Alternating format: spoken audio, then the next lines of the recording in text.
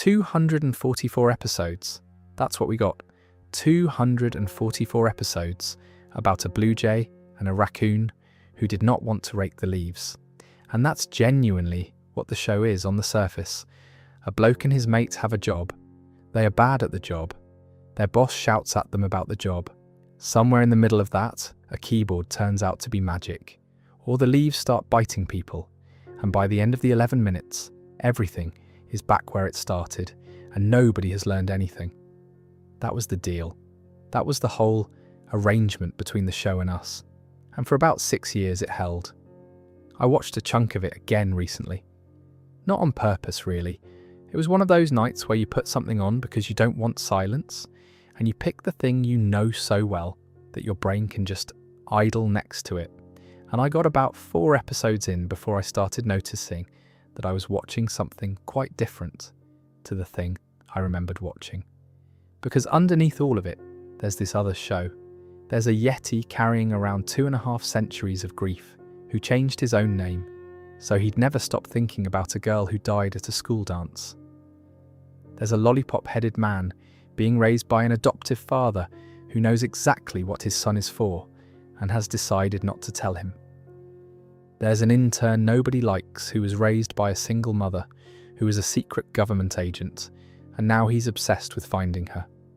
And there's a fight between 2 brothers that has been going on since before the sun existed, and that has already killed everybody you like, over and over, more times than anyone in the story can count. None of that is hidden. I want to be clear about that from the start, because this isn't one of those videos where somebody freeze frames a background gag and tells you it means the raccoon was dead the whole time. All of it is on screen. It's said out loud, usually by a character standing in front of a piece of scenery, explaining it. It's just that it was paced for an 11-year-old, so it went past at the speed of a joke, and you laughed, and then Muscle Man took his shirt off, and you forgot about it. So that's what we're doing tonight. We're going to go through the actual lore of regular show, the real stuff, the stuff that's genuinely in the episodes, where it came from, what it means, and why so much of it lands completely differently now that we're all the same age Mordecai and Rigby were supposed to be, or in my case, comfortably past it. There's no order to it particularly, no countdown, no big finish. We'll wander through the origins, the deaths, the immortals, the 2 brothers, and the ending. And if you fall asleep somewhere around the Yeti, then that's sort of the point. Nothing later on depends on you being awake for the bit before it. If you like this sort of thing, subscribing is nice. That's the entire sales pitch. Right, let's get into it. One more thing before we start properly, just so you know what you're in for. When I say this gets darker every time you revisit it, I don't mean the show is secretly grim and we were all fools. It isn't. It's still very funny. I laughed out loud at least 4 times doing the rewatch for this, and one of them was a man being eaten by his own trailer. What I mean is narrower than that. It's that the show put adult material in front of children at a pace children couldn't process, and then those children grew up, and now the material processes. Nothing changed. We did. That's the entire mechanism, and it's the same reason certain songs stop being about nothing when you're 30. So there's no big reveal coming. There's no point about 80 minutes in where I go, and here's what it all really means. It doesn't really mean anything. It's a cartoon about a park. It's just that the cartoon about a park has a man in it who's been alive for 2.5 centuries, and the show expects you to be fine with that. And you were, because you were 11. Before there was a park, there was a convenience store. In 2006, a student at the California Institute of the Arts named J.G. Quintel made a short film called 2 in the AM/PM. It's about 2 slackers left alone to run a shop on Halloween night. And it goes wrong because the sweets they're eating have been dosed with drugs. That's the plot. 2 blokes on a night shift have a bad time on accident. And the 2 blokes are early versions of Mordecai and Benson, except they're human. And one of them has a very familiar way of leaning on a counter and complaining. A year before that, Quintel made another one called The Naive Man from Lollyland.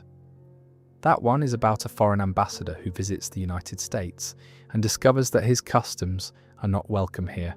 It won at the Nicktoons Film Festival in 2005 and got broadcast on Nicktoons Network, which is how it ended up with an audience beyond the CalArts screening room. And the ambassador, the polite little chap being made unwelcome by a country that doesn't want him, is the first version of Pops. I find that genuinely difficult to move past.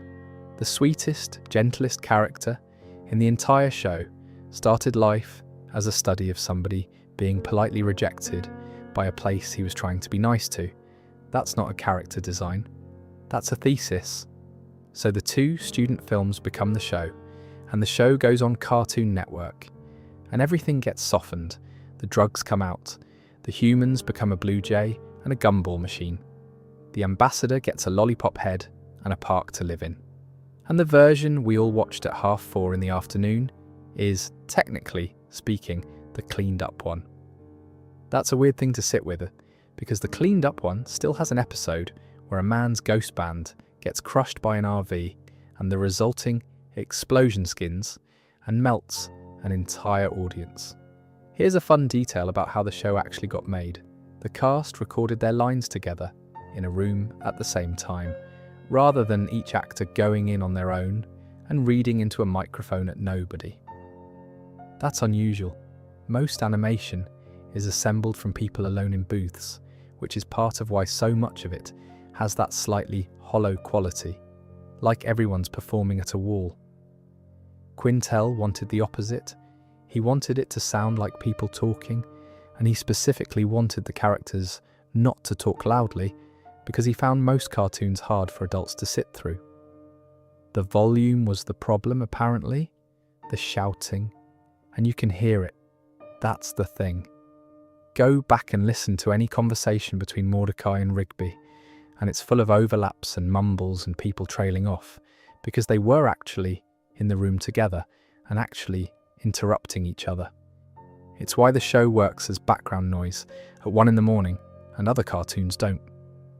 It doesn't shout at you.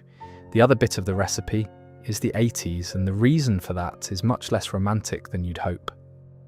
The show is full of cassette tapes and VHS and 8-bit games, not because Quintel had some deep nostalgic thesis about the decline of physical media, but because he thought that stuff was funnier. Funnier and, in his words, more real than modern devices. A cassette tape being possessed and driving people insane is a bit. A streaming service being possessed is just Tuesday.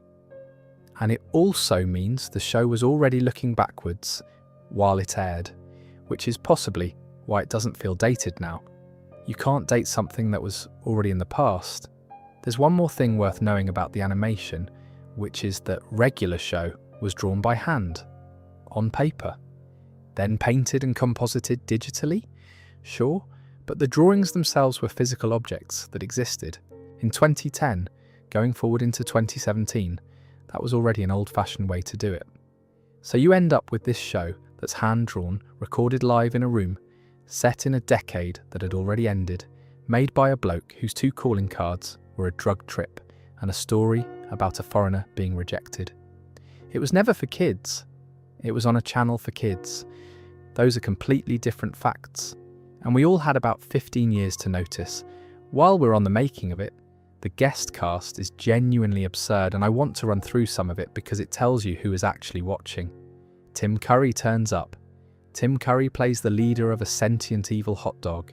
Katie Sagal plays Mordecai's mum. And then there's the community contingent, which is the bit that made me laugh out loud when I found out.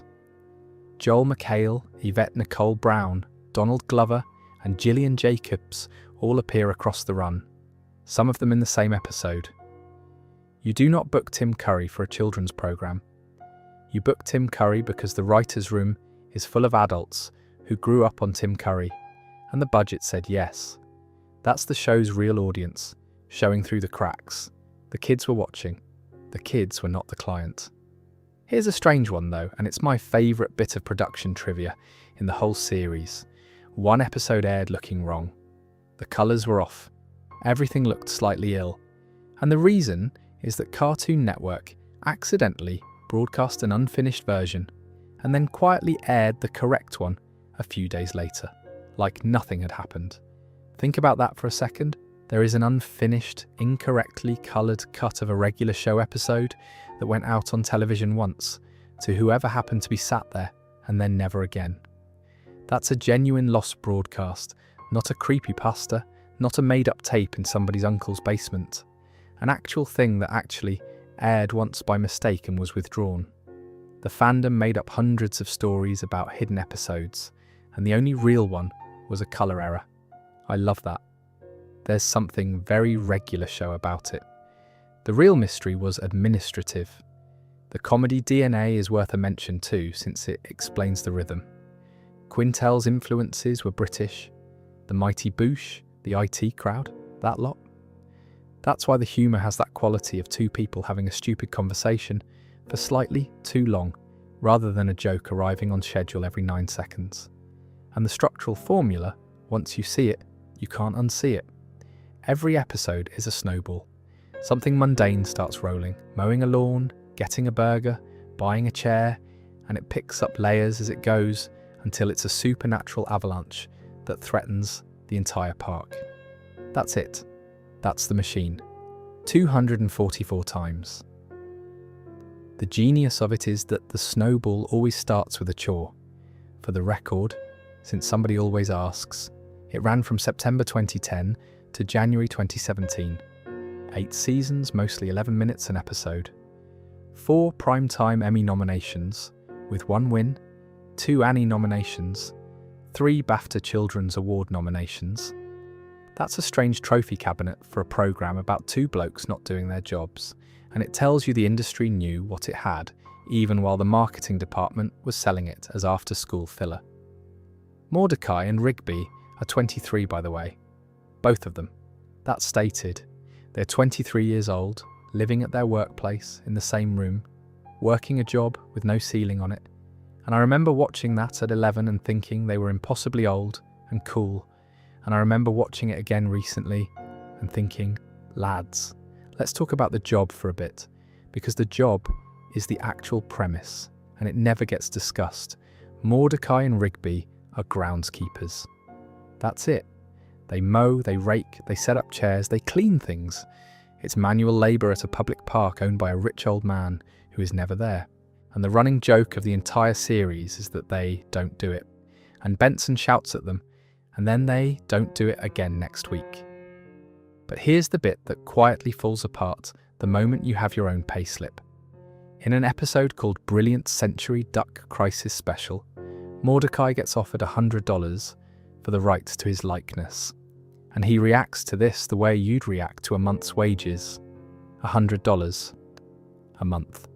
Now I've done that maths a few different ways and it does not come out well under any minimum wage in America, in any state, in any year the show was on air. Even if you're generous and assume the park is throwing in accommodation, which it is because Mordecai and Rigby live in the house, it doesn't get close. Some fans have suggested they're not really being paid $100 a month, they're being paid properly and then having most of it garnished to cover the damage they cause, which honestly holds up better than anything else. Every episode they destroy a cart or a wall or a section of the building, or in one memorable case the moon's general vicinity. If Benson were docking them for property damage, they'd owe him money by season 3. So that's the situation. 2 men in their 20s living at their workplace, earning either nothing or less than nothing, working for a boss who cannot afford to fire them and knows it. And here's Benson. Benson is, structurally, one of the bleakest characters in television. He is a middle manager. He has no power over anything except 2 employees who ignore him. He answers to an owner who doesn't care. His entire personality is a stress response, and the show renders that literally. He's a glass box with his emotions visibly rattling around inside, and everyone can see them at all times. There is nowhere for Benson to hide. He cannot have a private feeling. It's right there in the box, going red. In an episode called Just Set Up the Chairs, all he wants is for 2 people to do one task, set up the chairs. That's all. He gives them one job with no ambiguity in it, and he still doesn't get it. and his frustration is supposed to be the joke. And it is funny, but it's funny the way. It's funny when your mate tells you about their day and you realise halfway through that they're not joking. Then there's Think Positive, which is the one everyone remembers. Benson gets told to stop shouting, to be positive. He tries. He genuinely tries, and Mordecai and Rigby take that as an invitation to do absolutely nothing at all. Because of course they do. The threat's been removed. And Benson bottles it, and bottles it, and bottles it, until his gumballs catch fire, and he spins up into a white-hot ball hovering in the sky, sucking in and obliterating everything around him, including Muscle Man, who is in his trailer at the time, minding his own business, being obliterated for reasons entirely unrelated to him. It's presented as a gag about anger. Fine. But look at what the episode actually says.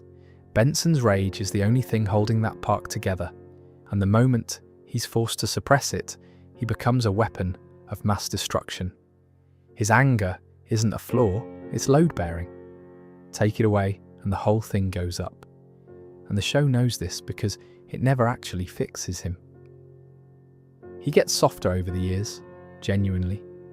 By the later seasons, he's organising game nights and buying everyone drinks at the bar. And he accepts an apology from Rigby in Jinx, which earlier seasons Benson would not have done in 100 years. But he never stops being a man employed to be angry at two people who won't work. Anyway, I've thought about Benson more than is probably normal for a man who is a vending machine. Let's move on. Benson does get a couple of proper wins, in fairness, and they're worth mentioning because they're the only bits of the show that treat his job as a job. There's the Parky Awards, which is a real ceremony in this world for park managers, and Benson keeps getting passed over for Manager of the Year in favour of Gene, who is a vending machine. A rival vending machine. Benson's professional nemesis is a slightly different type of snack dispenser than he is, which is such a precise little cruelty. And the gang's response to him being snubbed again is to take him out for a lads' night, and Rigby steals Gene's award, because obviously he does. Then there's the lunch club, which I think is the meanest thing the show ever does to him, and it barely registers because it's played straight. Maillard is having a billionaire brunch.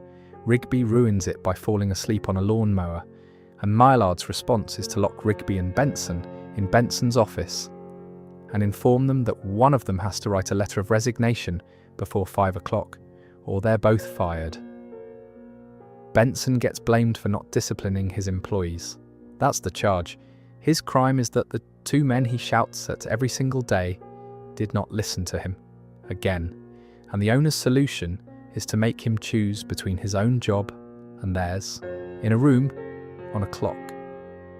That's not a cartoon plot, that's a HR meeting. I've been in that room, more or less. Everyone has. And in Benson Begone, right back in season 2, Maillard is on him about the snacks going missing, the holes in the walls, the $500 of prank calls. All of which, and this is what I love, are things we watched happen. We were there. Benson's getting done for our episodes.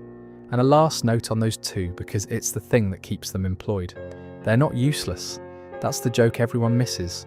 The reason Benson hasn't fired them despite 8 seasons of provocation is that when they actually get round to doing the work, they're pretty efficient at it. That's canon. They're brilliant but lazy. Benson is not keeping on 2 incompetents out of charity. He's keeping on 2 capable people who won't. Which is worse, isn't it? Incompetence you can forgive. That's just how someone is. But Benson has to watch 2 men who could do the job perfectly, well decide, daily, not to. That's the thing that's actually eating him. Walks. That's his old name. Before any of it. Before the park, before the fixing of everyone's problems, before the 250 years, he was a teenager called Walks, and he was a nightmare. 3 schools. He'd been expelled from 3 of them for fighting, and he turned up at the 4th one with a headmaster called Bennett, giving him the standard speech about how there will be no fighting here. And Walks essentially told him that school was worthless, for an adventurer such as himself. That is such a specific flavour of teenage arrogance that I want to put it in a frame. He talks like a character from an old comic novel, all splendid this and jolly that, because the whole flashback is set in this vaguely 18th century, vaguely European, definitely not a real place version of history. There are immortals on the student council. There's an immortal glee club. It's ridiculous, and the episode knows it's ridiculous, and it lets you enjoy that for about 8 minutes. Then he sits down at lunch next to a girl. Her name is Desdemona. Mona. She warns him off the cafeteria soup, which he has already spat across the table, and in the process, across her, which is not a strong opening. And they get on anyway. They get on immediately, in that way that's so obvious from the outside that you want to look away. Now, Clorgbane is in this school. Clorgbane the Destroyer, who at this point in his career is just the school bully, picking on Walk's mates. And the Guardians of Eternal Youth, who are also just students here, turn up with a plan. They've found a way to hurt him. No mortal can, so they've made the Fists of Justice, and they'd like Walks to use them, and Walks is delighted because, of course he's been thrown out of 3 schools for exactly this. And then he turns around, and Mona has been crushed under the falling debris. She doesn't like boys who fight. That's the whole thing. That's her entire objection. So he finds her and he tells her the fight is off, and he promises he will never fight again. And she believes him and takes him to her club, which is decorating the prom, and they do an underwater theme together, and he learns how to use tools while helping to build the decorations. That's where it comes from. A girl needed help with a papier-mâché seahorse. There's a montage. Dates, skipping about the place, painting decorations, presumably kissing behind the seahorse. And it's lovely, and the reason it's lovely is that it's the only time in the entire series we see this character be happy, and it lasts about 90 seconds. Then the prom happens, and Clorgbane comes for him, and this time Mona says go on. She tells him to fight, because she's worked out that Clorgbane is a bully, and there's a difference between a boy who likes fighting and a boy who has to. He wins, by the way. That's worth saying. Gareth gets the Fists of Justice to him in the middle of it, and Walks absolutely batters him, to the point where Clorgbane gives this small defeated no, and Walks isn't stopping. But before that, Clorgbane swings his mace at Walks, and Mona shoves him out of the way. She isn't hit by the mace. That's the detail that gets me every time. The mace misses everybody. It hits the floor and puts a crack in it, and the crack travels across the floor and up the wall and into the ceiling, and a section of the ceiling comes down on her. She dies because of a crack in a floor, not a weapon, geometry. He goes back to where she was afterwards, and there's rubble, and one of the Guardians pulls the necklace he gave her out of it. That's how we find out. No body, no scene, just a bloke holding a locket. And then years later, they come back to him, and they offer him the deal, immortality. He'll have to fight Clorgbane again in 157 years, and again after that, forever. And they warn him. They actually warn him. They tell him that if he takes this, he'll watch everyone he loves come and go. He doesn't hesitate. And that's the bit. That's the actual horror of Skip's story. And it took me a rewatch and about 15 extra years of being alive to see it. Everyone frames that scene as a noble sacrifice, this heroic bloke taking on an eternal burden to protect the world. But look at what he'd just lost. They're threatening him with an eternity of outliving the people he loves, and the threat doesn't land, because they've turned up about 3 years too late to threaten him with that. He didn't take immortality, despite the warning. The warning had already happened. Mordecai, at the end of the episode, says something about how that was kind of a downer, and Rigby, being Rigby, asks whether Skips ever actually graduated. It's a genuinely funny line, and also exactly the correct response, because what else are you supposed to say? And then Mordecai leads Rigby out of the room, so Skips can sit with a photograph on his own for a bit. 22 minutes, that episode, in a show about a magic keyboard, couple of bits of context on that episode that I think make it stranger. Skips' story aired in April 2014 as a half-hour special, and it is what you'd call a formula-breaking episode. It's not a comedy with sad bits, it's a drama with jokes in it, and the balance is way off from anything else in the run deliberately. Mona is voiced by Grey DeLisle, opposite Hamill, and the two of them are carrying a genuinely tragic love story in the middle of a series where a man once fought a burger. And Mona had appeared before, twice. She's in a flashback in an episode called Diary, way back, non-speaking, and she turns up again in Exit 9B. So she'd been sitting in the background of this show for years as an unexplained woman in a hat before anybody told us who she was. The Diary version looks different, mind. Bigger lips, red dress, fishnet arm warmers. By the time we get the full story, she's been redesigned into a browner, softer thing, which is either a production decision or a comment on how memory sands the edges off people. Probably the first, I like the second. The other one worth knowing is that Walks had a mate called Samson, who you might know better as Tecmo. They used to chase storms together, which is how Skips ends up going through a time nardo in an episode called A Skips in Time. So before Mona, before the fists, before any of it, he was a teenager driving into weather with his friend. For a laugh. That's the version of him that existed first, a reckless kid with a mate and a bad idea. And the show gives you a full 250 years of the other version. The quiet one, the one who fixes carts and doesn't talk much, before it lets you meet him. You can't tell me that isn't deliberate.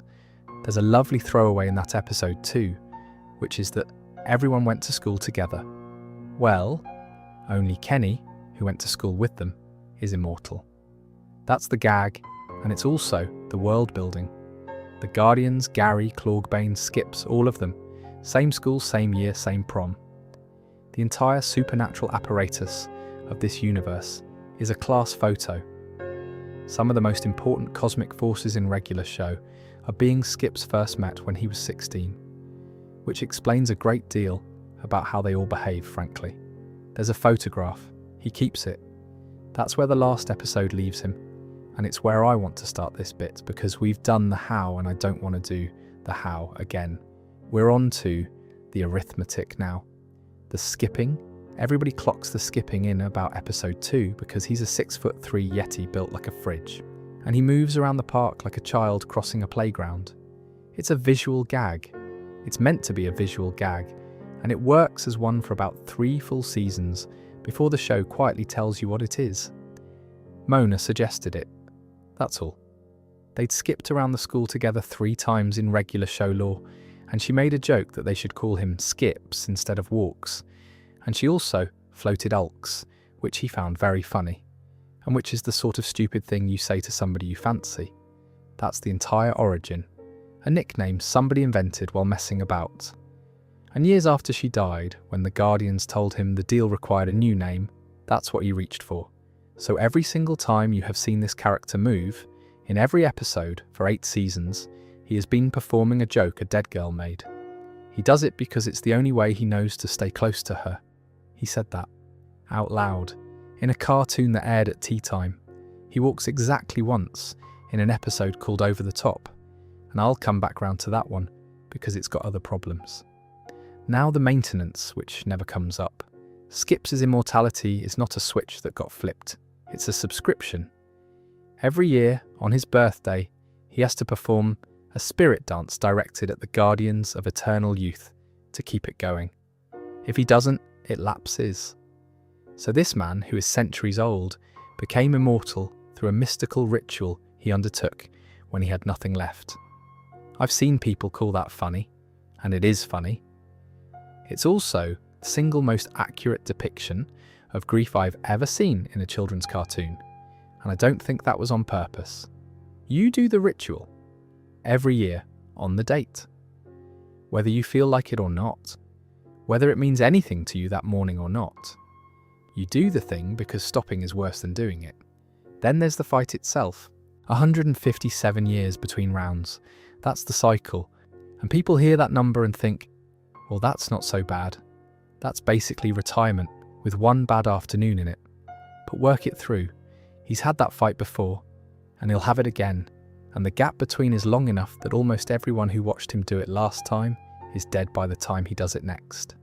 There's nobody to compare notes with. Every 157 years he has the most important experience of his life, and almost no one alive has seen the previous one. Which brings me to Mark Hamill, who I think does the best work of his voice career in this show, and never gets told so. Hamill's whole thing is enormous performances. He plays the Joker, he plays men who cackle, and Skips is the opposite of that in every dimension. Low, flat, tired, saying maybe 4 words when 8 are available. And then you get Skips' story, and he has to play Walks, who talks like an idiot in a cravat, and he still manages to act through it. There's this bit where Walks is trying to make a clever observation about an apple brown Betty, something about how you can't ruin it because it's only got 4 ingredients in it, and the immortal student council interrupts him, and you can hear in the delivery that Walks was flailing and knew he was flailing.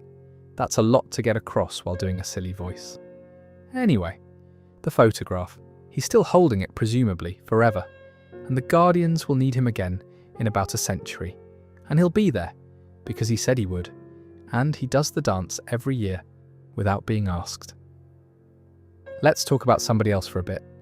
This one's getting heavy, and we're only 40 minutes in. The other bit of the ecosystem I want to flag is Gareth and the Guardians, because their story has a casualty in it that goes completely unremarked. Archibald. He's one of the Guardians of Eternal Youth, and during that whole business at the school, he watches Clorgbane battering his mate and says, "Let me at him," and one of his brothers holds him back and tells him not to be a hero, which is sensible and correct. And then, centuries later, in the episode Fists of Justice, he does it anyway. He goes for Clorgbane himself, and he's killed in the process. So he waited hundreds of years, being held back, being told not to be a hero, and then finally did the thing he'd wanted to do since he was a teenager. And it went exactly as badly as his brothers had said it would. That's a whole life. That's a whole tragedy, and it's about 4 seconds of screen time in an episode most people remember for the punching. These immortals are all like this, that's the thing. They're not wise. They're not serene. They're a bunch of blokes who went to school together and then never stopped.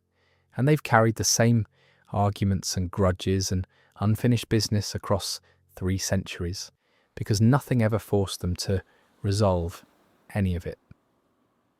Immortality in this show doesn't grant you perspective, it just gives you more time to not deal with things.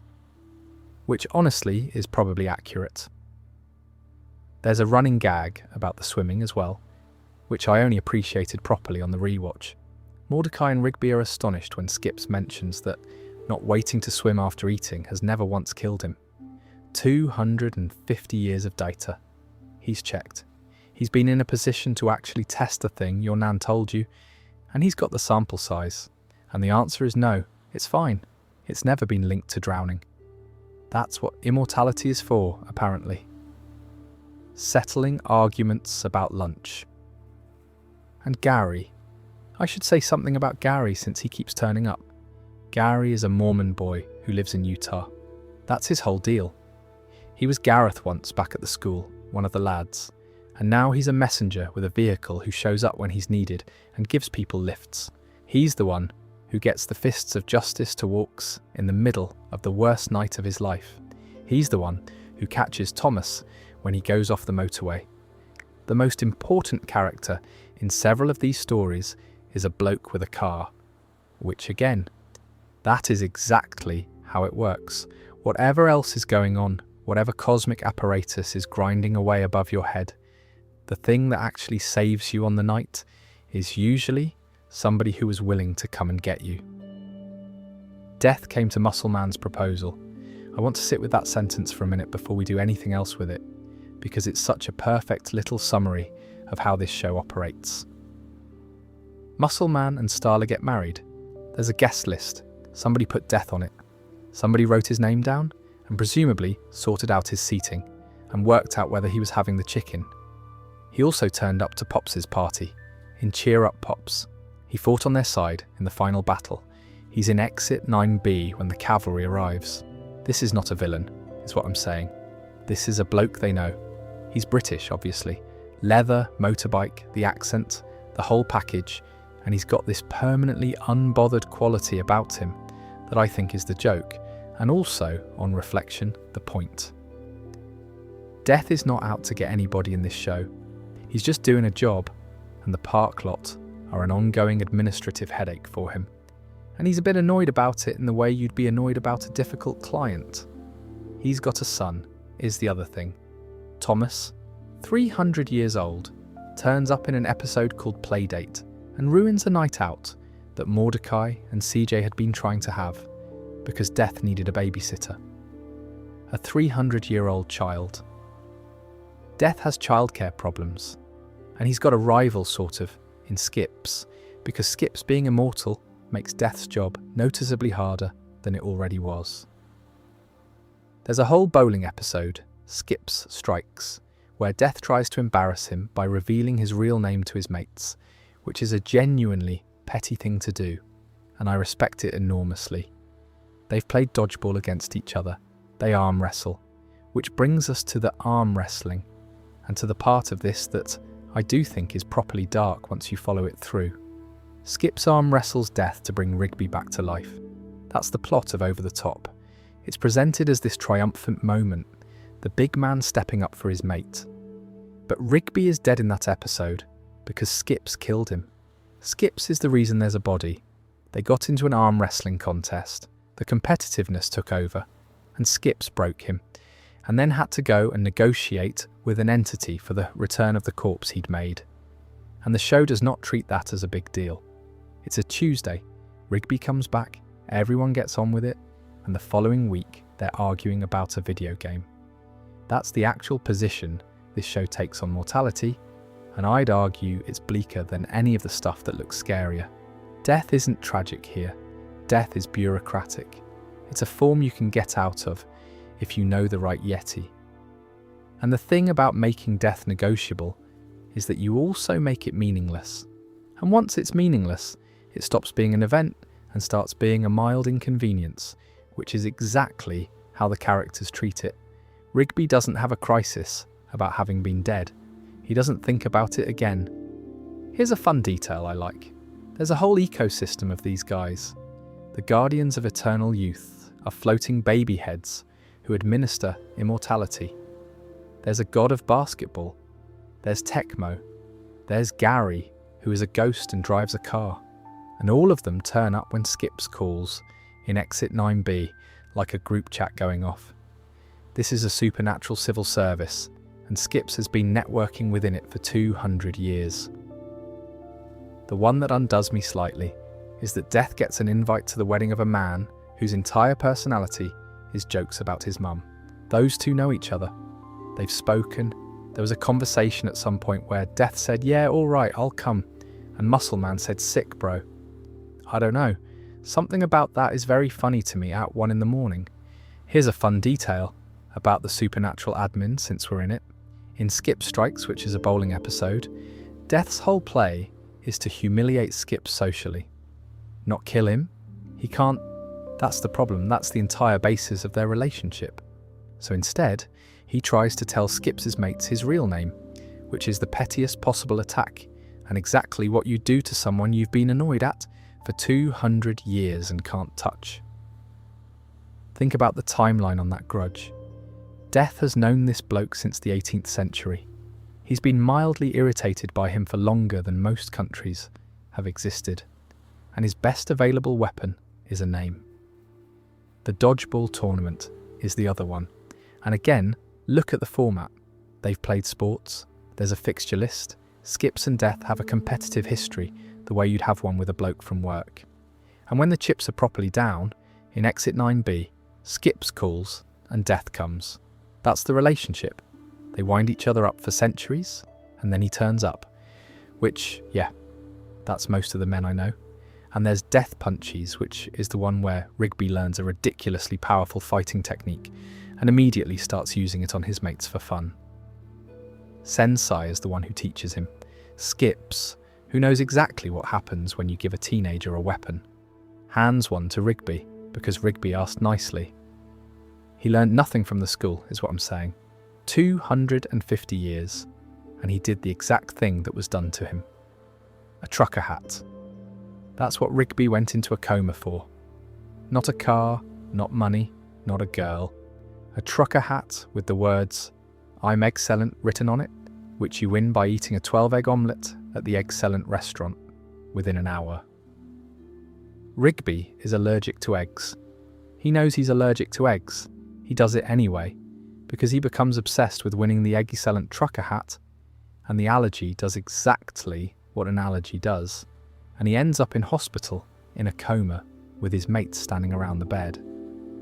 And the resolution of the episode is that Mordecai has to eat the omelette himself and get the hat and put it on Rigby's head to bring him back, which he does, and it works, and it won an Emmy.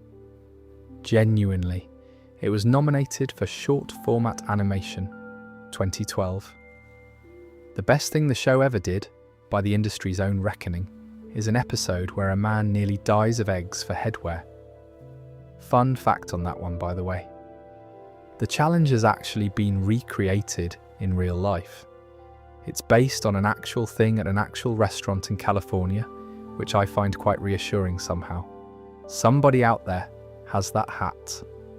Right, so let's do the body count, because it's genuinely quite a list and I don't think anyone tallies it up. Rigby has died on screen 4 separate times over the run of the series. 3. He's the funny one. He's the comic relief. And the show has killed him more often than most shows kill anybody. There's Over the Top, which we've done. There's the general run of episodes where he gets flattened and it's fine because cartoon. And then there's In the House, which is the one that lives in my head permanently because it's not even real. It's Rigby's imagination. He's telling a story, and in the story, Muscle Man is flayed alive, High Five Ghost gets crushed into a phone, Skips is incinerated, Benson is flushed down a toilet, Pops is thrown into a wardrobe and simply vanishes, and Mordecai is decapitated. That's what's in Rigby's head. That's his idea of a story. He's just made all of that up, off the top of his head, about his friends, for fun. And Muscle Man's line while it's happening is that he told them he was ripped, because he's being flayed, and the pun is right there, and I hate that I laughed. Then there's Death Metal Crash Pit, which is the one that goes furthest and which I still can't quite believe got made. At the end of it, an RV crushes a ghost band, and the explosion skins, burns and melts the entire audience. The audience, everyone who paid to be there.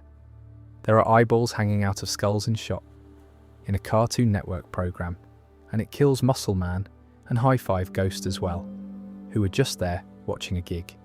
And Skunked, which is tame on paper, and quietly the nastiest of the lot. Rigby gets sprayed and starts turning into a were-skunk, and the transformation isn't something happening to him so much as something taking him over in stages. He goes and gets pineapple juice because he's been told that's the cure, and it isn't. And then when the actual cure turns up, tomato paste, sitting right there, the thing he's becoming starts actively stopping him from reaching it. It's using his own body to stop him being saved, and by the time he finally gets the paste on himself, it's such a relief that the episode doesn't even land a joke on it. Jinx has a monster in it that's a dark reflection of Rigby, with purple eyes and enormous claws, and if it scratches you once, you become one too, which happens to everybody in the park except Mordecai and Rigby. And what tells you how bad it is isn't the design, it's their reaction. These are 2 characters who have charged at a giant moon monster with their bare hands. They have stared down an ancient tentacled monster towering over the town, and when the Jinx monster shows up, they avoid it like the plague. They're properly frightened, and the show doesn't play that for laughs at all. I'd like to say all this adds up to something. It doesn't, particularly. That's sort of what I find interesting about it. There's no lesson at the end of any of these. Rigby from regular show just wanted a hat. 2 more from the pile, and then I'll leave it. Stick Hockey from regular show, which opened season 3, has a flashback in it, where Benson is at a stick hockey championship with his student, and the student looks exactly like Benson, except he's orange. That's it. That's all you get. In regular show, there is an orange Benson. He existed, something happened at a championship, and the show actually explains it in that episode, but never really comes back to him afterward. I think about Orange Benson more than I should, and prankless. In regular show, Muscle Man's pranks get out of hand, as they do, and Pops is almost killed by Mordecai's bed falling on him. Almost killed in regular show. By a bed that almost kills Pops in regular show, dropped as a joke. Now, whatever Pops turns out to be in regular show, hold the thought that at that point in the series, as far as everybody involved is concerned, a man nearly died in a prank. And the episode's takeaway is that Muscle Man should be more careful. That's the lesson. Be a bit more careful with the beds. Also, and I'd forgotten this entirely, High Five Ghost from regular show has a shadow. Ghosts don't have shadows. That's sort of the deal with ghosts. And not only does High Five Ghost from regular show have one, he's frequently the only character in the shot who does. It's never been explained, and I suspect the real answer is that somebody in the compositing department made a call one day in 2011 and it stuck. But High Five Ghost's shadow is there in regular show. High Five Ghost is a ghost with a shadow, and nobody has ever brought it up. And the Terror Tales episodes, which are the Halloween anthologies, which is where a lot of this lives, 6 of them across the run, that's the show's license to do whatever it wants, because it's a Halloween special and nothing has to stick. And the writers used it exactly the way you'd expect a room full of adults with a horror habit to use it. The thing about anthology episodes is that they're structurally consequence-free. The harm isn't real, because it's a story someone's telling round a fire, which meant they could go considerably further than usual, and did. And then everyone went home, and it was Tuesday again. Same trick as in the house when you think about it. Put the horror inside a story, inside the show, and you can put anything in it at all. Let's talk about the dad. Mr. Maillard owns the park. He's a very old, very rich man in a very good coat, voiced by David Ogden Stiers, and his function in most episodes is to turn up, be disappointed in Benson about something, and leave. He complains about snacks going missing from the snack bar. He complains about holes in the walls. He complains, in one episode, about $500 worth of prank phone calls, which is a callback to an actual thing Mordecai and Rigby actually did. He is, in every practical sense, a landlord. And he found Pops. That's the thing. That's the whole thing. Pops did not come from a family. Pops came down out of the sky after a fight that ended the universe, landed on Earth, and an old man found him and decided to keep him. He named him Pops because of his grisly old face, which is a genuinely strange thing to name a baby, and which tells you Maillard clocked immediately that whatever he'd picked up was not a baby. And then he tried to give him a normal life. That's the detail I can't get past. He knew. He knew what Pops was for. He knew there was a destiny sitting on this thing he'd taken home. And his response was to buy a park and give him somewhere quiet to be, and to not tell him for what must have been decades. We see Pops as a child in 1910 in an episode called Skips versus Technology. He's got brown hair. He looks like a little boy. He was on Earth for over a century, being a son, in a house, with a dad, while the other half of a cosmic equation was out there working out where he'd landed. Now, the Lollyland stuff, when we finally get to it in Season 8, does something quite lovely and quite unsettling at the same time. The natives are called Frivolacranus, Quadravicranus, and Weird Mushroom Guy, and if they look strange to you, like slightly wrong versions of Pops, that's because they are. In universe, they're earlier evolutionary forms. Pops is what the species was building towards. He's the peak. He's Megacranus, the perfect creation of the whole planet. And out of universe, they're early drawings. They're literally Quintel's discarded designs for Pops from years before, the sketches that didn't make it. So the show found a way to make its own development process canon. The abandoned versions of a character are living on the character's home planet, worshipping him as the version that worked. That's such a strange, sad joke to build a planet out of. Those are the ones that didn't get chosen, and they've spent billions of years keeping records of the battles in the hope that someone might one day break the cycle. Anyway, back to the dad, because there's a bit of Maillard I keep chewing on. This is a man who is aware that his adopted son is the embodiment of pure good and the most powerful being in the known universe. And he still tells him off about the park's finances. He still treats him like a slightly useless adult child who needs looking after. And I think that's the kindest thing anybody does for anyone in this entire series. He gave a god a boring life on purpose. Pops never seems to resent it. Pops doesn't really resent anything. That's his whole deal. But you do get this recurring image throughout the series of him with a telescope, looking at his favourite planet, which he's been staring at for years without knowing why he likes it. That's in Pops' favourite planet, and it's set up much earlier. He's been looking at home the whole time. Nobody told him. Sweetest character in the show, raised as a cover story. The other thing about Maillard is that he's not warm. Let's be honest about that. He's not a lovely old man. He's brusque. He's demanding. He's the sort of employer who calls a brunch a billionaire brunch out loud. He's a landlord with a very good coat. And yet, Pops has an episode where he thinks he's a wizard, trapped in medieval times, and wants to go home, which is played as pure silliness and reads, in retrospect, like a man's actual origin trying to surface through whatever's keeping it down. He's got an episode where he goes on a fun run across the entire country, for no reason, just running, being delighted. He has spent his later life on this planet doing gentle nonsense in a park his father owns. That's not neglect. That's a very expensive, very deliberate cage built out of kindness by a man who knew what was coming and decided his son could have 100 more years of not knowing. And the show actually gives Maillard a speech about it. He never sits Pops down.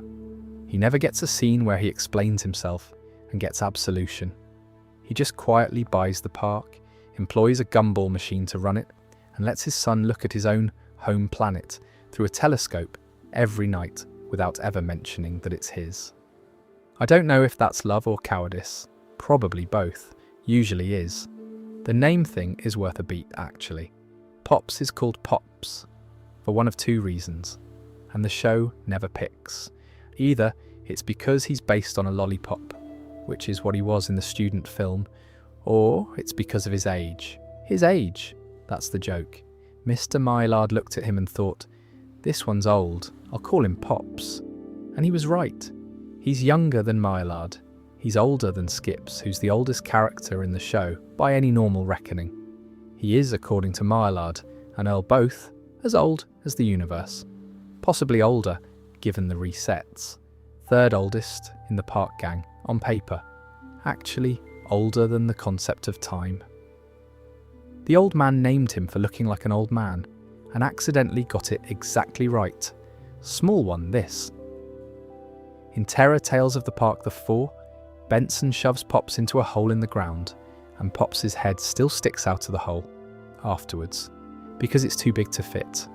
That's a joke about his head being enormous. It's been a joke about his head being enormous for 4 seasons, and the reason his head is enormous is that his species evolved towards it, and he is the final form, and the head is where the power is.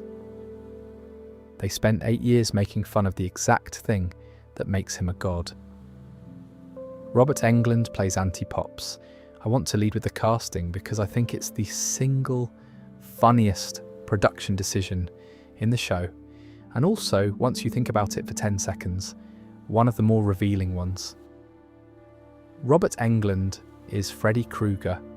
He is the man whose voice has been used to frighten children since 1984. And Cartoon Network rang him up and asked if he'd like to play a lollipop. He'd already been in the show, mind. He played the stag man in Camping Can Be Cool, so they knew what they had. Right, Malum Cronus. That's the name, and it doesn't actually translate cleanly in Latin, which is exactly as sophisticated as this show ever gets with its Latin. And I love it for that. He's called Anti-Pops, and Pops calls him brother, and his catchphrase is Jolly Bad Show, which is a very small joke that does an enormous amount of work. Here's the bit I'd like you to actually hold on to, though, because everything else about this character is set dressing. According to the chronicles of Lollyland, he was born as the embodiment of pure evil, because reality had to balance itself. That's it. That's the mechanism. Pops came out as the perfect thing, the highest state the species could reach, and the universe looked at that and went, well, we can't have that on its own, and produced a second one, facing the other way. He didn't do anything. He didn't fall. There's no origin where he was wronged and turned bitter, no moment where he chose it.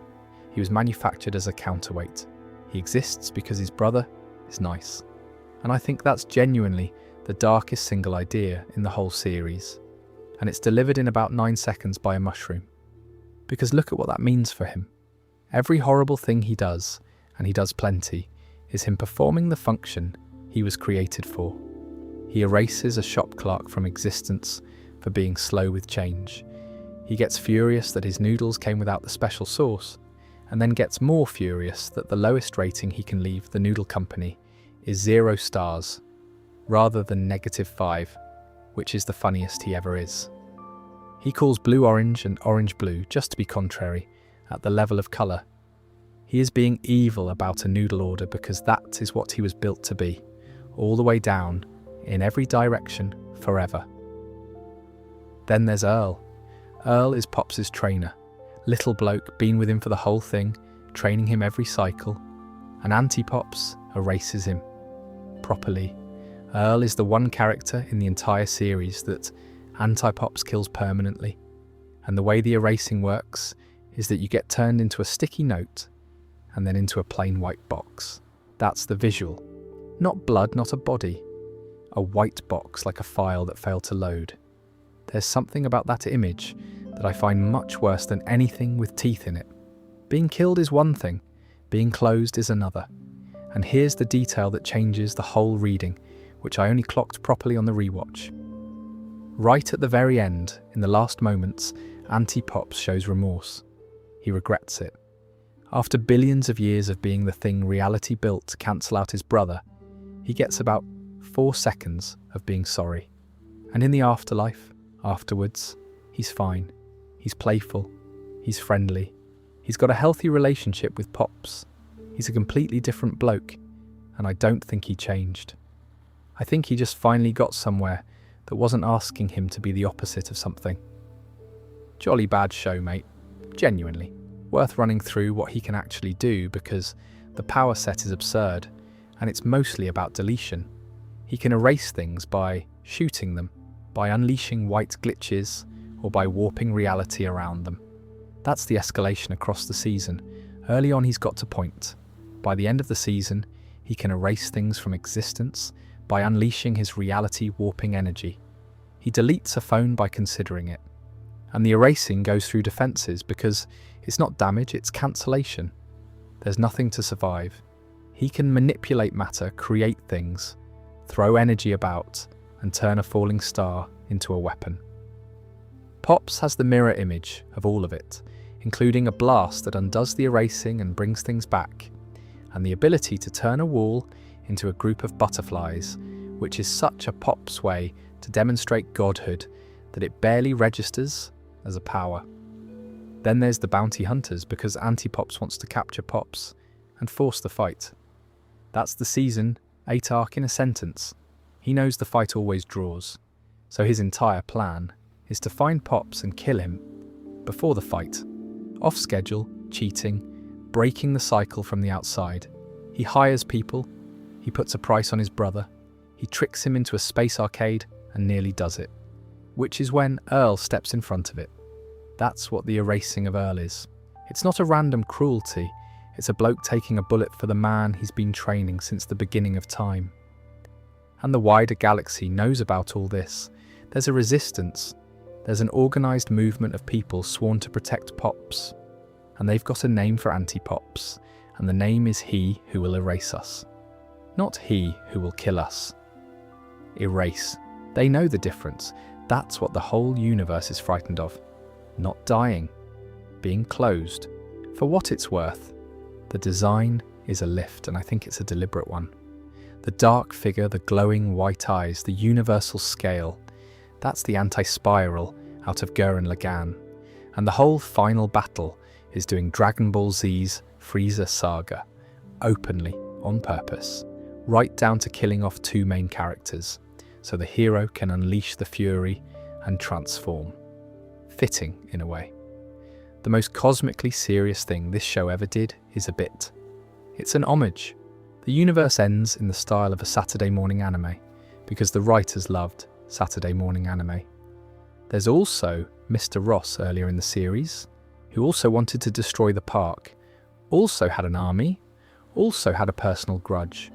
Same shape, different bloke. The difference is Ross never regretted it. There's one with pool noodles on it. That's what gets you. The park crew arrive on Lollyland, and the natives take them to see the records. And the records are tapestries. Enormous woven things, hanging up, going back and back. And they're depictions of the previous battles. Every fight, catalogued, kept, hung on a wall, in the hope that one day, somebody looking at them will spot something and break the cycle. And one of them has pool noodles in it. Because in one of the previous universes, apparently, that's what they had to hand. That's funny for about 2 seconds, and then it isn't funny at all. And the reason is what's in the rest of the tapestries. The park crew are in them. Not similar creatures, not symbolic figures. The tapestries depict prior incarnations of the park crew fighting alongside Pops. Mordecai's in there. Rigby's in there. Different versions, other universes, but them. They have done this before. The Guardian of Lollyland, who is a giant Greek statue of a woman and who is supposed to remain neutral in all of this, explains what happens every time. The fight ends in a stalemate, followed by a reset of the universe. Every time. Both brothers throw a punch, the punches land at the same instant, and everything stops and starts again. Every 14 billion years. That's the interval. Roughly the age of our actual universe, and I don't think that's an accident. And I don't think it's a coincidence that the number lands where it does. The show is telling you that this has happened at least once already, and you are living in the aftermath of the previous draw. So work through what that actually means for the two blokes we've been watching for 6 years. Mordecai and Rigby have met before. In some form, in some version, they have stood next to Pops on a wrecked planet, holding whatever was to hand. Pool noodles or otherwise, and they have died. And then the universe reset, and it happened again. And again. Nobody knows how many times. Earl's got tattoos that suggest something like 20, but Earl's just one bloke's record keeping, and the Lollylanders have been at this longer than that. 20 times, at minimum. 20 complete universes in which everything that ever happened and ended at the exact same moment, in the exact same way, because two brothers hit each other simultaneously. And here's what I keep going back and forth on, and I genuinely don't have a settled position.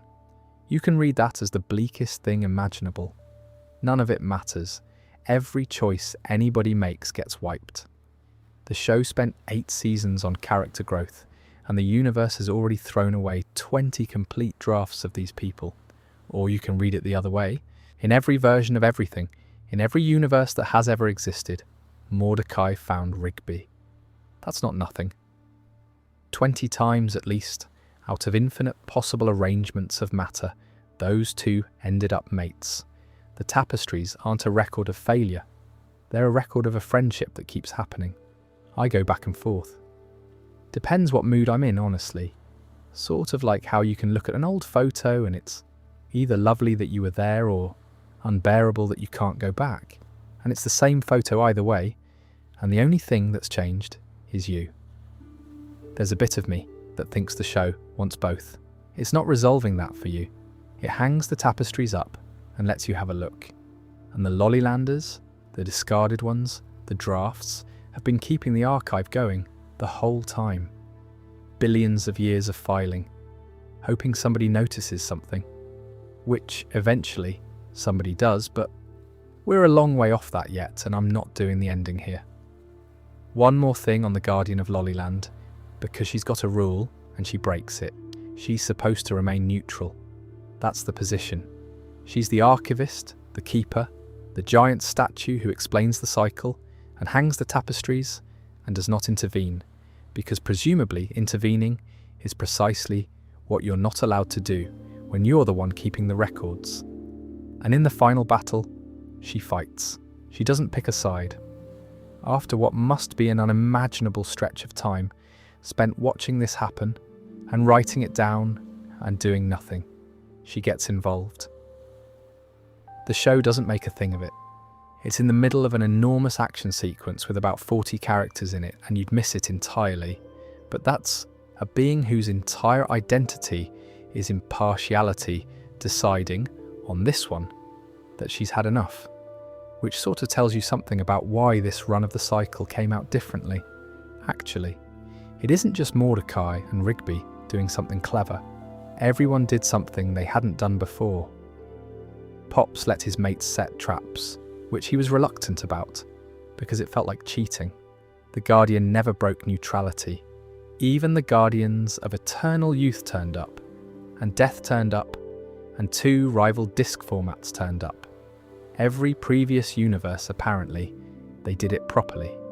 Fair fight, 2 brothers, draw, reset. This time everybody cheated. That's the answer, isn't it?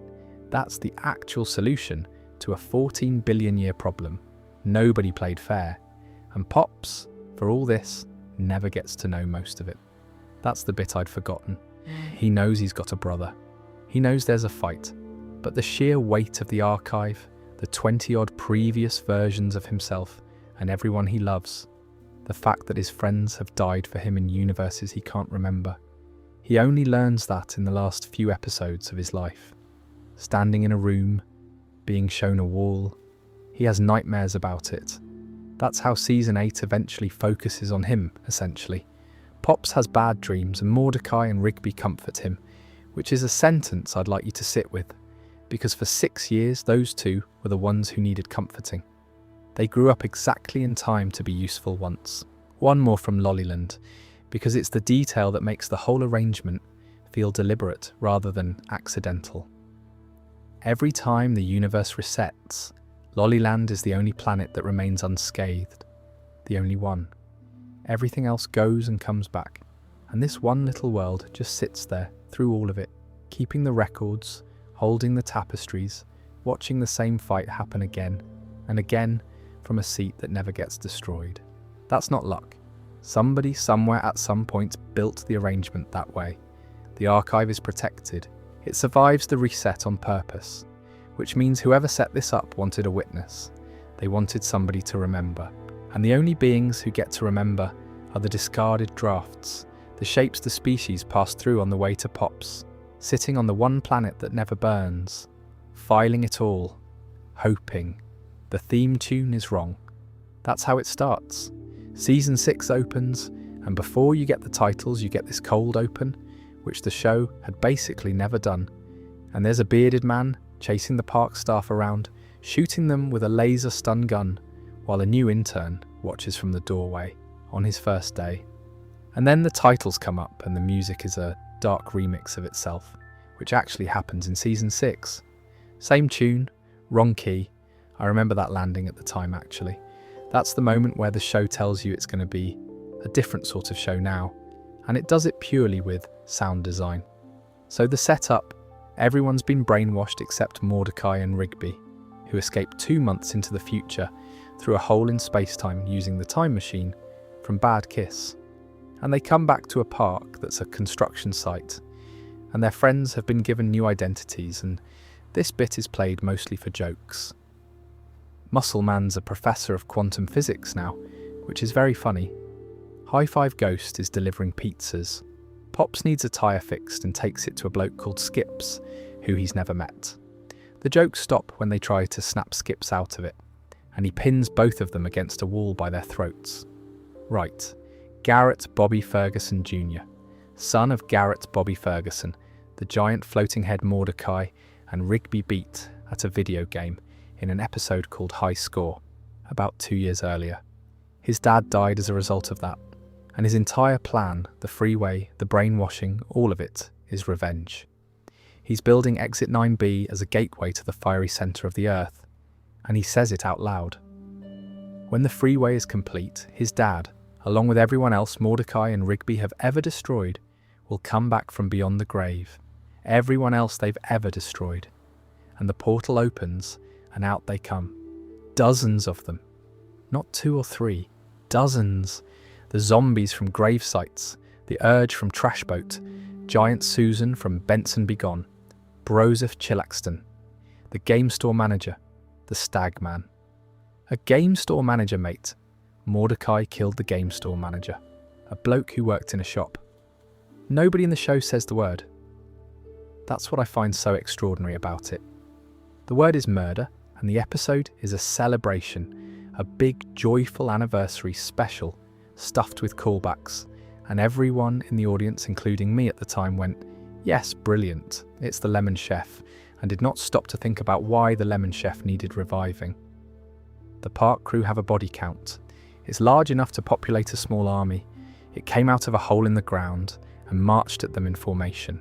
And the show's position on this is that it's fine, because they were baddies. Which, sure. But GBF Senior was a bloke with a video game record. His son's grief is completely legitimate. His entire speech is that his father was kind and loving with a heart as big as his head. And he's gone because of you.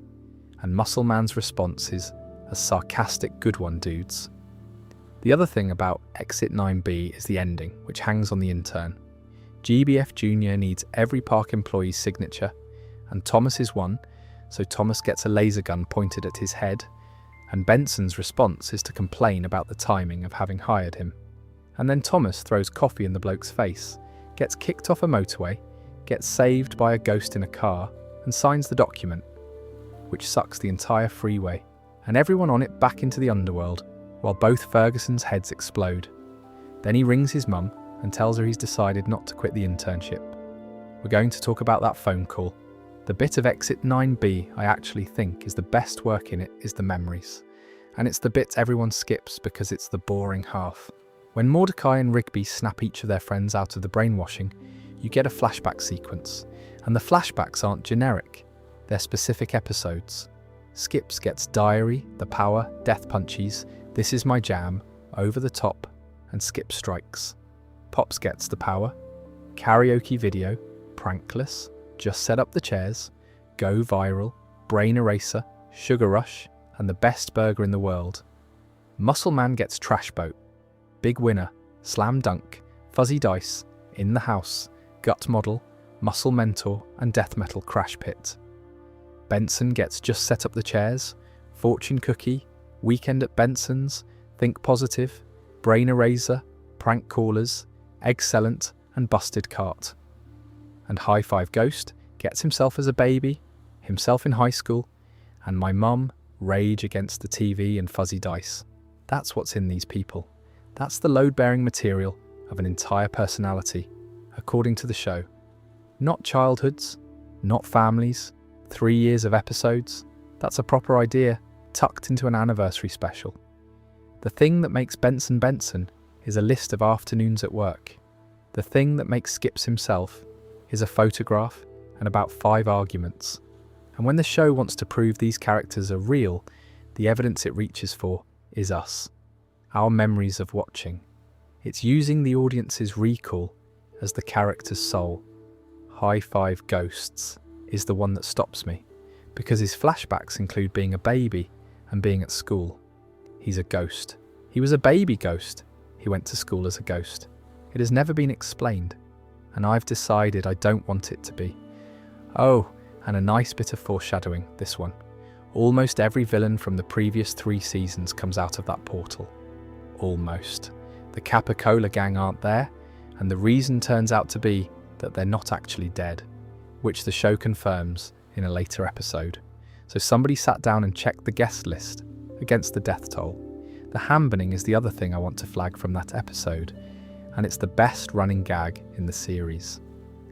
Rigby ham-bones. He slaps himself rhythmically. It's stupid, it's the stupidest thing in the show, and it's the punchline of the very first episode, where he remembers ham-boning and uses it to punch a moon monster into letting skips go. And the show turns it into a genuine Chekhov's gun. Ham-boning will save your life. It keeps saving lives. It comes back again and again for 8 seasons. This idiotic party trick as an actual instrument of survival. Same with Decreed from City Hall, which Rigby turns into a battle cry in the middle of a war with Mordecai and Rigby's past enemies. That's the register the show operates at. Cosmic stakes resolved by a man slapping himself and shouting a phrase from local government. He's ringing a ministry every time. Every single one of those scenes in his single episode where Thomas appears with Tourette's and talks about how his day's going, he is not filing a report with a Russian government department. The mum on the other end is not a person. MOMM. That's what he's dialing. That's the joke. And it's the sort of joke that makes you feel unwell rather than making you laugh. And it gets worse because she turns up. In the Thanksgiving special, we meet Thomas's mum, and she's there, in the room, at the table, doing mum things. She's a robot, programmed by the same ministry, doing an Italian accent, presumably because somebody in Moscow thought that would be less suspicious. And Thomas sits at Thanksgiving dinner with his fake mother in front of his fake friends, playing a part he's been playing since before any of them met him. His name is Nikolai. He was born in Kiev on a very cold winter night, and his parents abandoned him, and he was found and adopted by the state, which raised him and trained him and turned him into a weapon, and then assigned him to a park. That's the backstory of the character everybody spent 2 seasons treating as a punchline. He's the butt monkey. He's the one muscle man bullies. He's the one who gets the starter pack, the one whose boss's car gets destroyed, the one who has to wear a pizza costume until Thanksgiving because he told the worst story.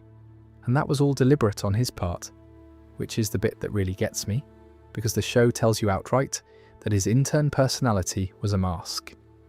The bumbling was cover.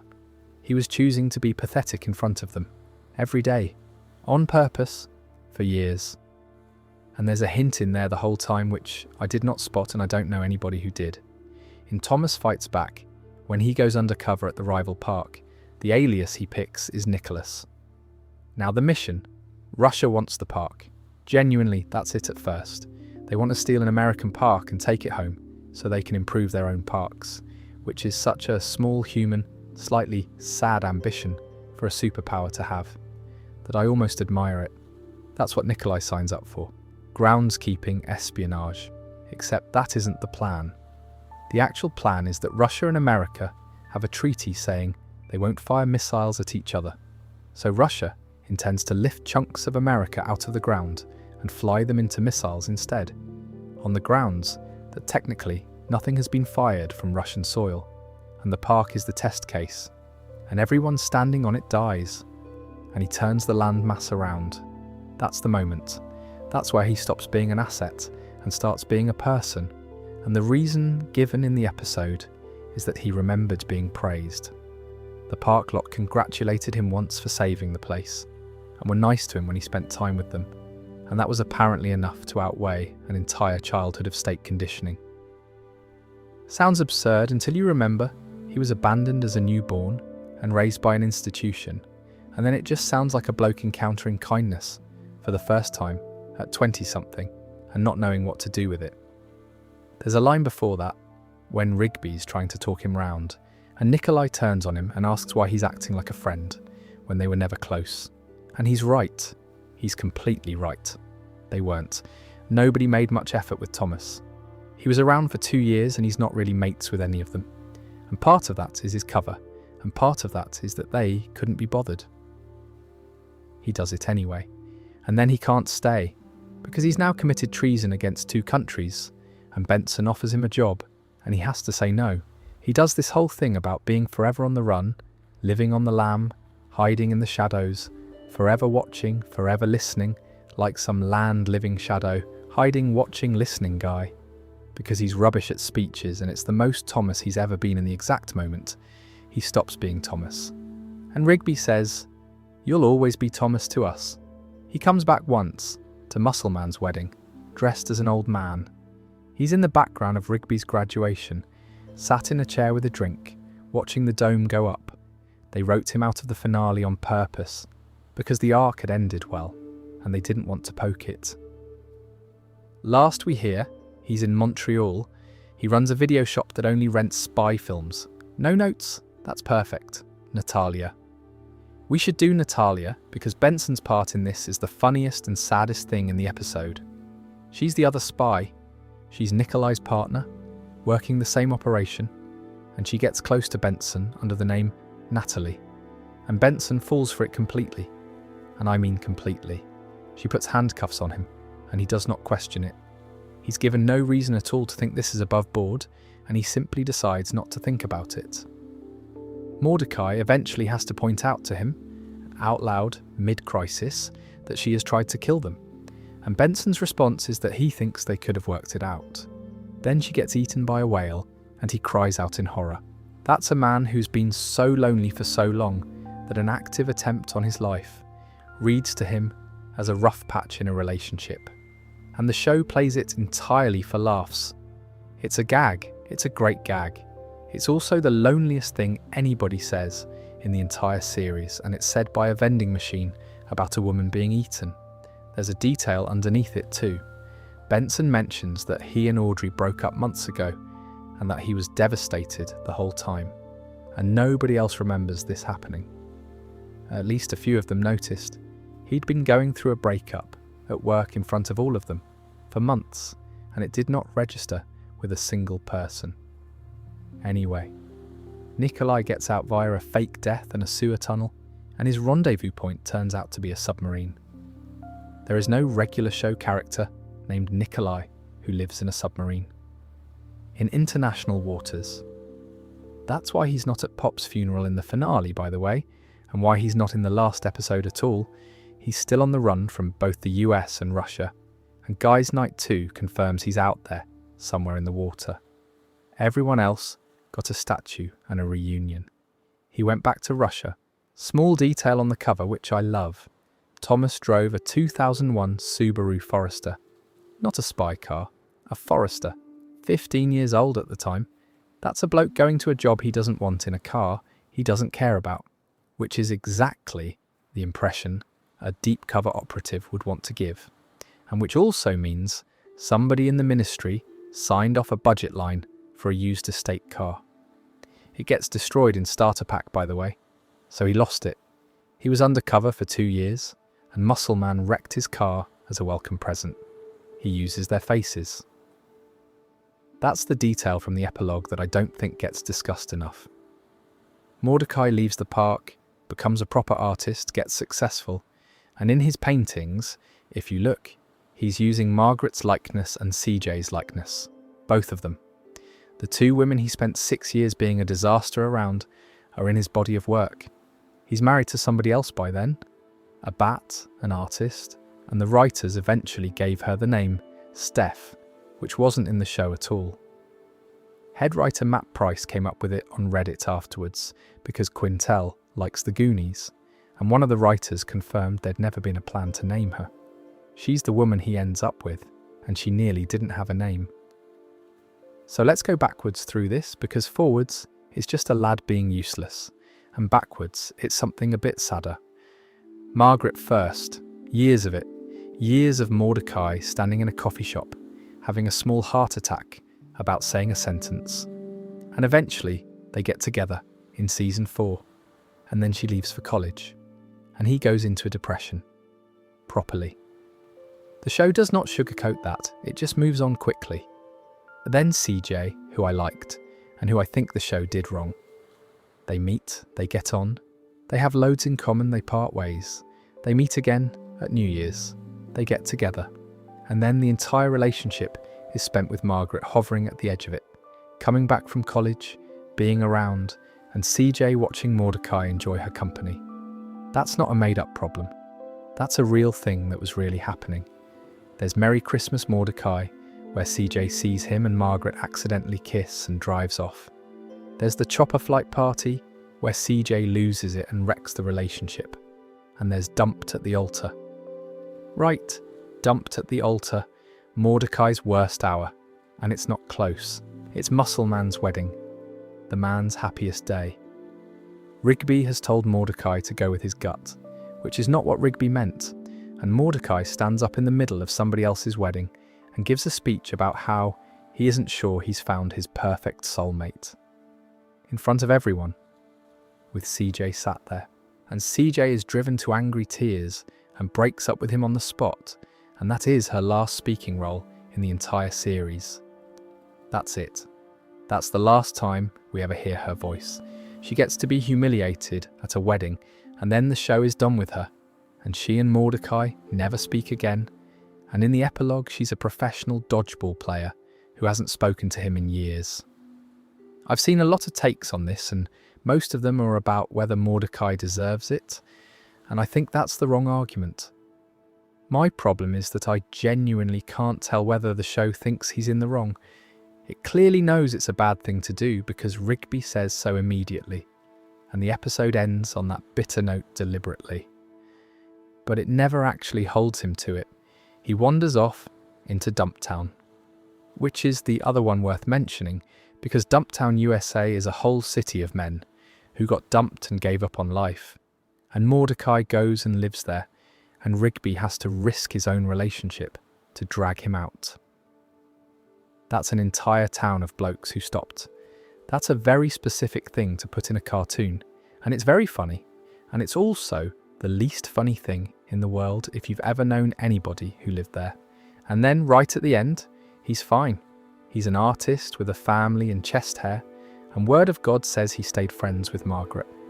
And he's painting the two of them 20 odd years later for a living. I don't think that's romantic. I think that's a bloke who never quite put something down. The other Mordecai episode worth pulling out is Maxin and Relaxin, which is not the muscle man joke, it's the one about his actual mother. He wants to get a mixtape from his parents' house. That's the errand. And his mum is the archetypal embarrassing mother, doing all the things, and Mordecai is doing the standard adult son cringe about it. Except CJ is there, and CJ thinks she's lovely. That's the trick of the episode. CJ finds her perfectly nice, and that's not a joke at CJ's expense. It's the show telling you Mordecai's red. On his own, mother is wrong. And then the ghosts of his awkward childhood memories turn up, and each one reminds him of something kind she did afterwards. Each humiliation has a decency attached to it that he'd filed separately, and he apologises to her, which is the single most grown-up thing Mordecai does in 8 seasons. Katie Sagal, that. Casting Peg Bundy as your protagonist's mum and then using her for a genuinely moving reconciliation is a choice. Then there's Do or Diaper, which people cite as Margaret being cruel to him, and I don't buy it. He dragged her through a date to win a bet. That's what that was. Not the night out, a wager that he'd kiss Margaret, which he'd been peer pressured into, but went through with anyway. If somebody did that to me, I'd be more than peeved. She's fine, she's correct. And Sad Sax, where he tries to get CJ back with the help of a man who plays a sad saxophone, which is exactly as ridiculous as it sounds, and which I enjoy enormously. It's a lot of episodes about a bloke being bad at this. That's really what the middle of regular show is. 6 years of a man not saying a sentence. 2 more from that arc briefly, because they're the ones people forget. I Like You High is where he finally asks CJ out. It's also where Thomas mentions he's had at least 4 girlfriends, which after the real Thomas, we can safely assume was completely made up, along with everything else he ever said about himself. And Real Date, the season 5 finale, is where Mordecai actually saves CJ's life. The founder of Couple Corral, a bloke called McIntyre, tries to break them up, and Mordecai gets her out of it, and they officially become a couple. That's the high point. That's as good as it ever gets for him. And it's a season finale, and it's genuinely earned. It lasts about a year. Dumptown one more time. Because there's a bit of it I skipped, and it's the best joke in the episode. Rigby gets Mordecai out by beating him at the drawbridge. Earlier in the same episode, Rigby beats Eileen at a video game by jumping across a closing drawbridge at the last second. And then at the end, he does the exact same maneuver to pull Mordecai out of Dumptown. That's the episode book ending itself, with a video game mechanic. The lesson of the arcade is applied, literally, to a friend who has given up on his life. It's either very stupid or completely correct, and I've decided it's both. And he risks his relationship with Eileen to do it. That's the actual cost.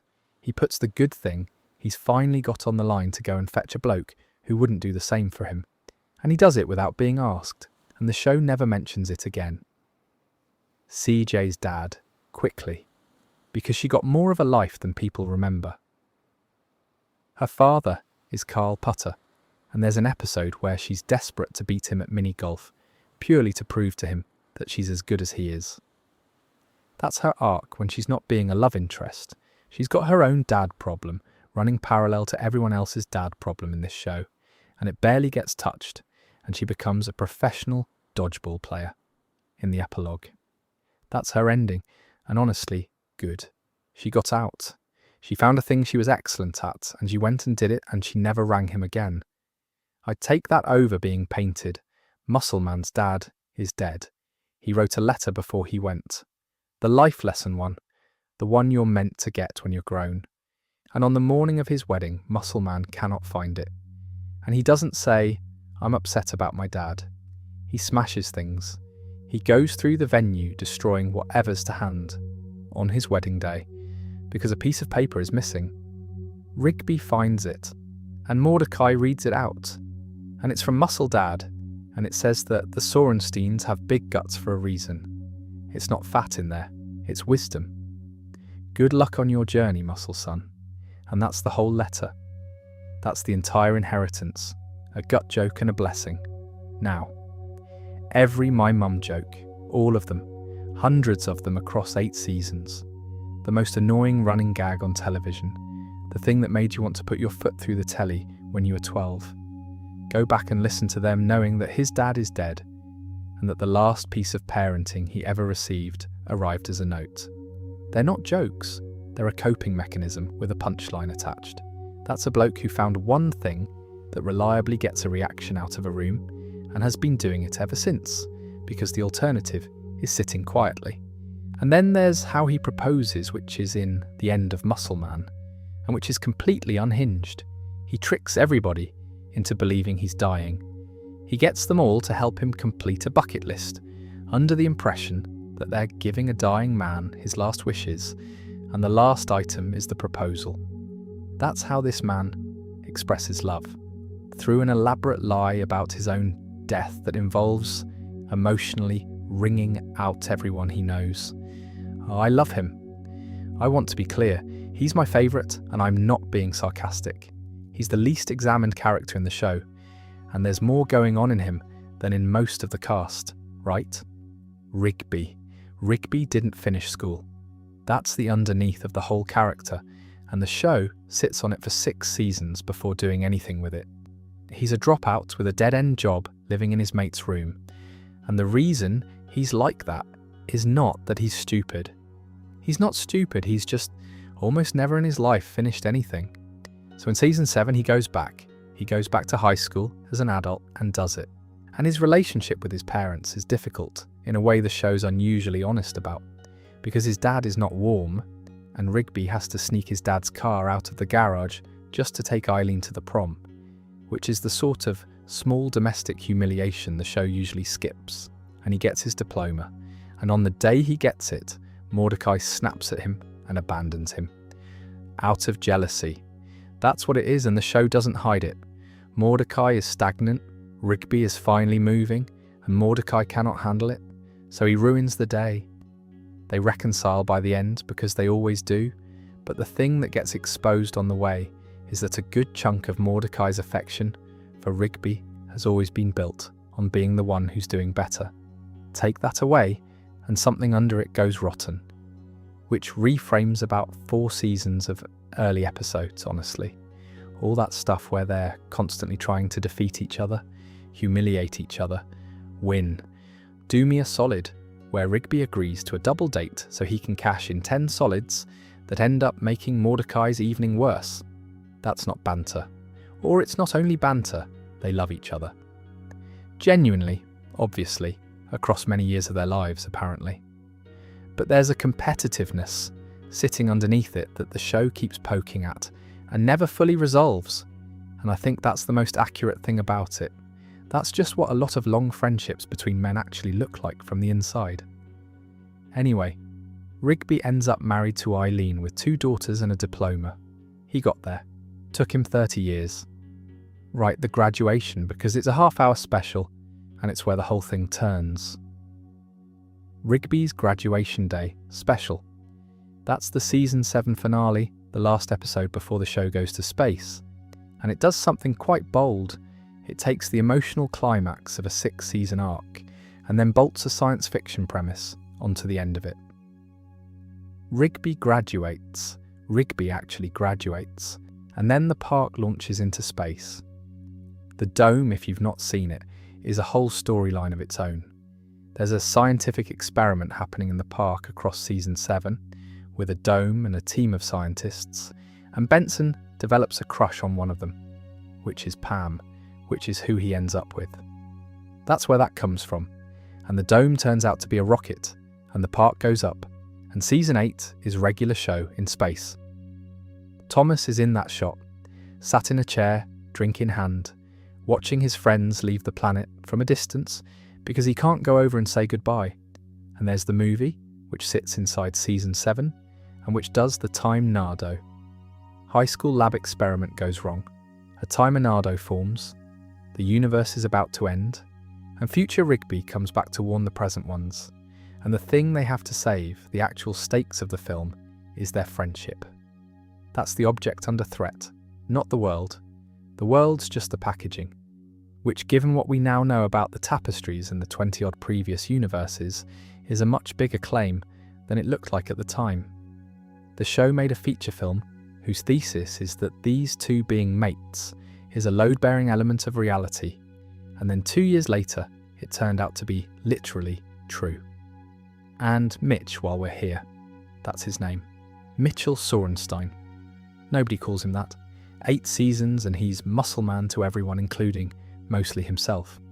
And the trailer he lives in, the one that gets destroyed and rebuilt and destroyed again, he won it. In a hot dog eating contest, that's how the man acquired his home. So, a dead dad, a name nobody uses, a trailer that can't pass a health inspection, and a wife he proposed to by faking his own death. Best character in the show. I'll not be taking questions. David Bowie, that's what's playing. The whole epilogue, the entire ending of the entire show is set to Heroes, and if you know that song, then you know it's not actually a triumphant song, whatever adverts have done to it. It's a song about 2 people managing one good day. Let me back up, because the finale does something structurally mad before it gets there. The battle goes wrong. That's the short version. Anti-Pops goes Titan and starts erasing, and everybody goes. Muscle Man and Fives first, which is what tips Pops over. Then the rest of them, one by one, until there's Mordecai and Rigby, and 2 enormous gods about to throw the punch that ends everything for the 21st time. And while that's happening, reality comes apart, and the show comes apart with it. The title crumbles on screen. Post-it notes with early character design start showing up in shot.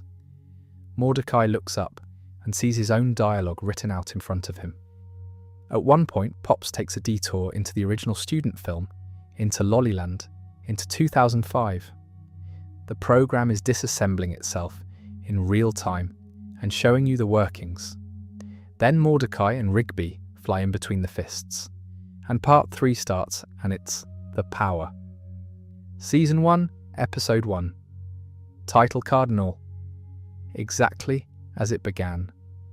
And I've read that fans at the screening audibly gasped, and I believe it, because for about 40 seconds, the show is genuinely asking you to accept that it ends in a loop and nothing meant anything. And then Rigby, in slow motion, saying, "Wait a minute, I think we've done this before," is actually a regular show, moment that never happens in South Park. He remembers. He's the one who remembers, which, after everything we just said about him finishing nothing, is a lovely bit of business. And they dig up the blue rays and Mordecai touches them and it all comes back, and they use the power to get back to the fight, and Antipops immediately destroys the power, so they can't just wish him away, which is good writing. And Pops works out that fighting will always draw. That's the realization. In regular show, he's been doing this since before the sun, and the answer was never to win. So he hugs him, he grabs his brother, and he holds on, and he flies them both into a star. And he doesn't telepathically comfort Mordecai and Rigby while he does it, since that moment actually belongs to regular show, not South Park. And Antipops, in the last seconds, stops fighting. They're at peace before they hit the sun. Both of them. And the cycle breaks. Everyone who was erased comes back. Pops from regular show does not. Then Bowie starts. 3 years in space. And the dome comes home. And there's a statue. And then the show does the thing that actually undoes me, which is that it just tells you what happened to everybody, gently, over a song. Mordecai quits and paints. Rigby and Eileen have their girls. Muscle Man and Starla get a better trailer and an enormous family. And his kids take their shirts off and shout, because of course they do. Fives and Celia become party DJs touring Prague, and he gets a soul patch and a beanie, which is the single funniest piece of information in the montage. Benson gets back with Pam and they run the park together, and they adopt several cats and keep the pig. And Skips is still there. Same job, same park, still single. He never swapped his jeans for jean shorts. That's the change. 25 years and the man goes from jeans to jean shorts. Mr. Myellard dies. Old age. Benson inherits the park. And 25 years on, they all come back for the reunion, and they put a statue of Myellard up next to the one of Pops, and everyone takes a photo with their families in front of 2 dead men. Mordecai and Rigby are 54. 54, and they wander off from the party and find the old arcade games in the shed, and they play them, and they say their catchphrases, and they laugh at how immature they used to be. Then the camera pulls back and Pops is watching. He's in the afterlife and he's watching his friends on a VHS tape labelled Regular Show. The whole thing. All of it. Everything we've just watched, he's been watching too. And he ejects it and he says, "Jolly good show." That's the last line of the series. The show ends by watching itself and giving itself a polite review. I don't know. It got me. It still gets me. One last thing about the ending, which is the funeral. They erect a memorial statue in honour of Pops and they mourn him. That's in the text. There's a service. And the thing about that scene, which I did not clock the first time, is who isn't there. Thomas isn't there, for the reasons we've covered. Earl might not be. It's genuinely unclear whether Earl came back with everyone else. And the show doesn't tell you. And I've read people argue it both ways. There's a decent chance a small bloke who spent the entire history of the universe training a man to save it just didn't get restored, and nobody noticed. And then they build the second statue 25 years on for Myellard. 2 statues in a park. One for the god, one for the landlord. And everybody brings their kids and stands in front of them for a photo, which is exactly what people do at memorials. They turn them into a backdrop. And the show is completely unsentimental about that. It's not a criticism, it's just what happens. That's what statues are for eventually. Benson's still running the place. He's got new workers and they look a bit like the old ones, which is either a lovely joke about how these jobs always attract the same sort of person, or a very quiet nod to the fact that this whole arrangement is cyclical too, on a smaller scale, without any gods involved. And Skips is still there. Same park, watching the second generation now and presumably a third after that, doing the dance every birthday, Someone's going to have to tell them about Mona eventually. A couple of things from the battle itself I don't want to skip, because they're funny, and they're the last funny things the show ever does. Eileen pilots the Macher. That's canon. The supporting cast combine into a giant robot, which is an anime joke, and Eileen is the one coordinating from inside it, which is a much better joke, because Eileen spent several seasons being a mole in a coffee shop that Rigby wouldn't talk to. Benson makes a cake for Pop's morale party. Before the fight, Benson bakes a cake modelled on Pop's battered face, which is exactly the sort of catastrophically misjudged kind gesture that man would make. He's trying so hard. He made a cake of his friend's injuries, and Muscle Man's last contribution to the fate of the universe is a "my mum" joke. He deploys pranks against a god, and it culminates in one final "my mum" joke, and then he's erased. That's how he goes out, doing the bit, right to the end. None of that was hidden. That's what I keep landing on, having gone through the whole lot of it again. There's no secret regular show. There's no lost episode, no cut footage, no cracked code. It's all just there, in the aired episodes, said out loud, by characters standing in front of scenery. And we all watched it, and went, funny, and got on with our afternoons. It went past at the speed of a joke. That's all. That's the entire trick. 11 minutes is not very long, and if you put a man's 250 years of grief in the middle of it, and then immediately cut to Muscle Man doing something disgusting, the grief doesn't get a chance to land.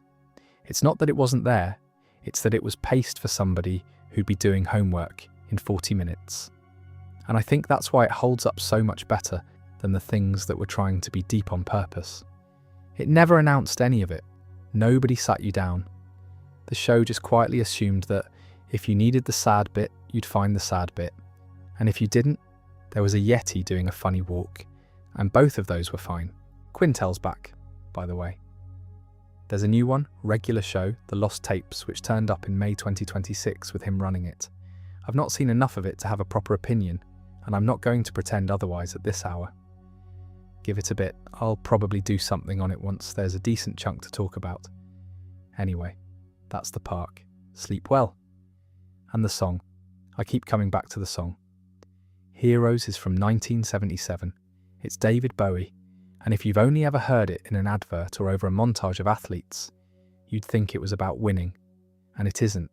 It's about two people who get to be something for one day. Just the one. That's the whole conceit. We can be heroes just for one day, and the just is doing all the work in that sentence, and everybody ignores it. So they put that over the ending of a show whose entire lore is a 14 billion year cycle of everything being wiped and started again. Just for one day. Just for this one run of the universe. Out of 20 odd, they got it right.